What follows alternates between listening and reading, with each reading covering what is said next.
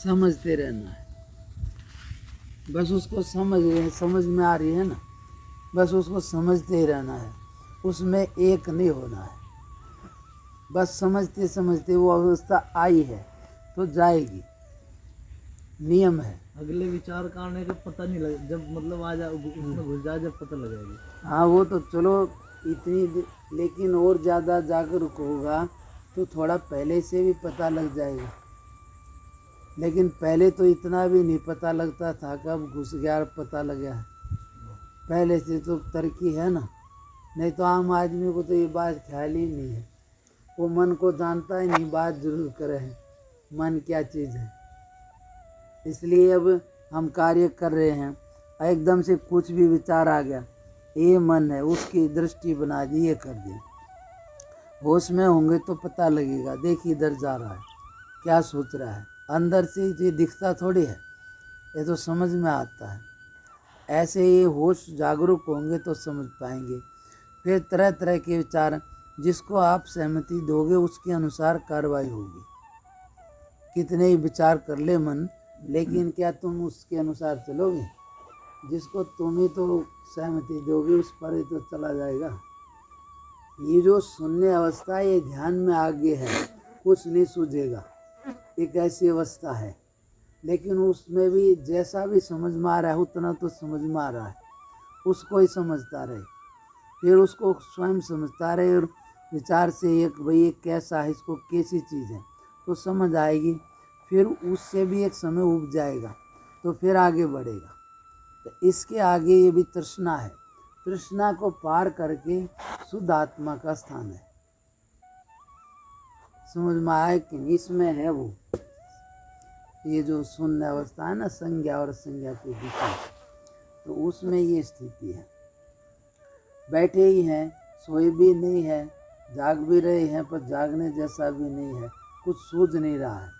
कभी अच्छा भी लगता है, शांत है, कुछ नहीं, लेकिन उससे भी एक समय के बाद वो हो जाएगा, ऊपर उठेगा। यानी कि उसमें बस रस नहीं लेना, देख समझते ही रहना उसको।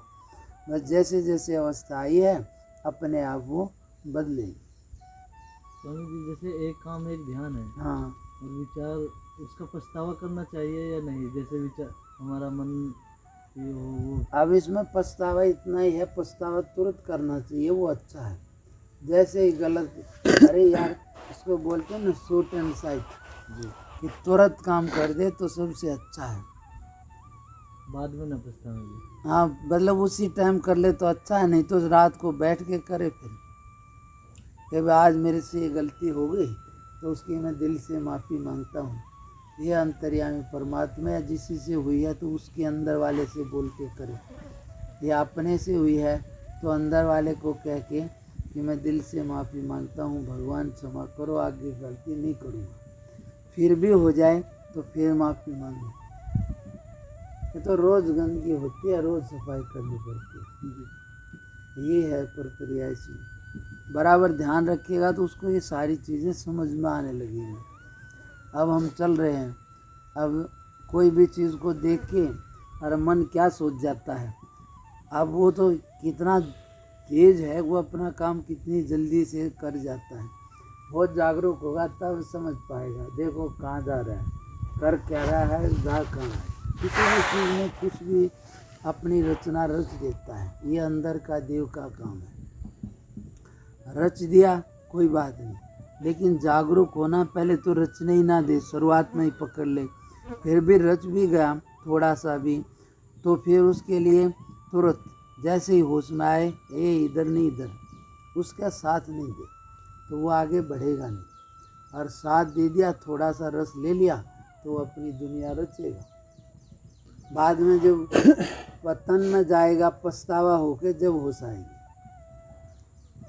फिर क्या फायदा, फिर तो पछतावा ही रहेगा। और नहीं गया, कहीं भी होश में रहा तो अपना कार्य सही हो गया तो अपने आप में हल्का हो जाएगा। फिर जागरूक होकर के अच्छा लगेगा। तो बस यहाँ जा कर के एक बात बन गई, ठीक।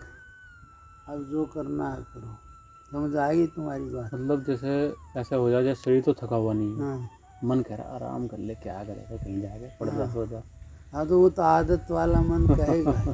लेकिन उसको बोलो भजन कर ले तो कहेगा यार काम कर ले, या फिर काम पर जाएगा तो आराम कर ले, पड़ा रहे। ये तो नेचर है, इसमें कुछ मतलब ये सहज है, इसमें कोई पुरुषार्थ वाली बात नहीं है।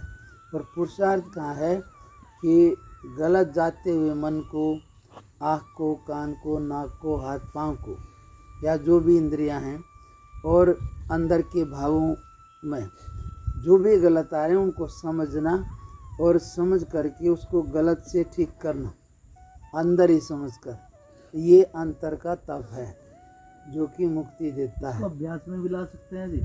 अभ्यास में तो जैसे हमारा हाथ इधर उधर चला फिर हम दोबारा से तो और कैसे करोगे, नहीं तो यही बात है। और अभ्यास में क्या, वो तो जागरूक रहेगा तो ही तो पता लगेगा, होश होगी तो ये तो